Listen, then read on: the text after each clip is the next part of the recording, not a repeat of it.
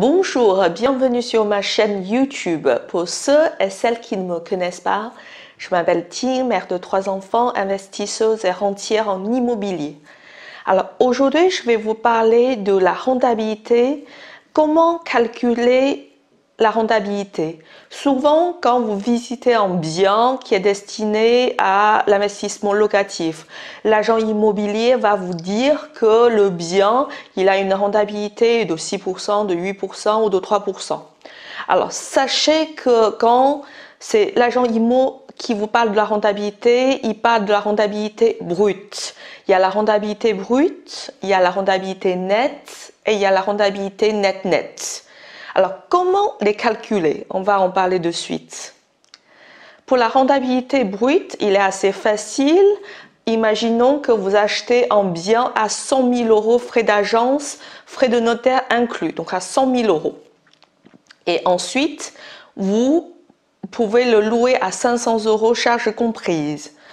Si vous faites 500 euros par mois x 12, ça fait 6 000 euros de loyer par an.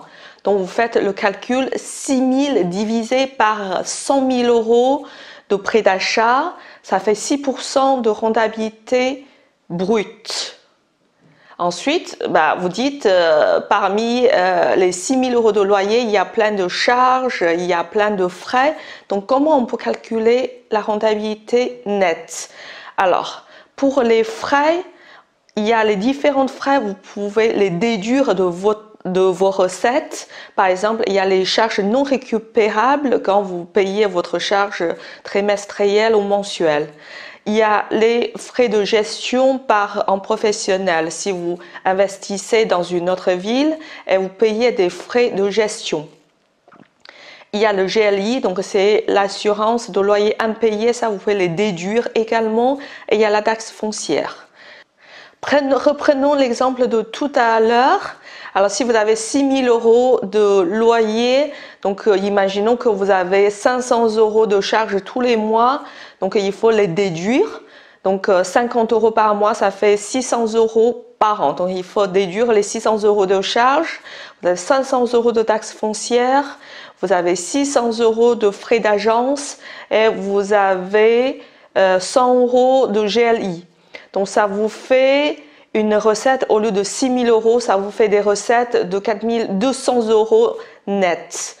Alors les prêts de base, outre les prêts d'achat, les frais de notaire de 100 000 euros de tout à l'heure, il faut aussi inclure les intérêts de la banque. Imaginons c'est 12 000 euros d'intérêt. Donc en fait, votre prêt de base, c'est plus 100 000, c'est 112 000. Donc si vous faites 4 200 divisé par 112 000, ça vous fait une rentabilité de 3,8%.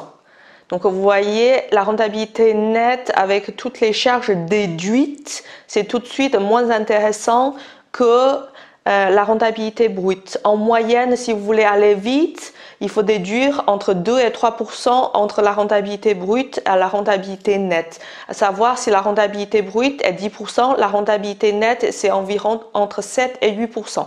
Maintenant, sur la rentabilité nette, évidemment, vous allez payer des impôts. Donc, en fait, la rentabilité nette après impôt, c'est en fonction de la tranche d'imposition de chacun.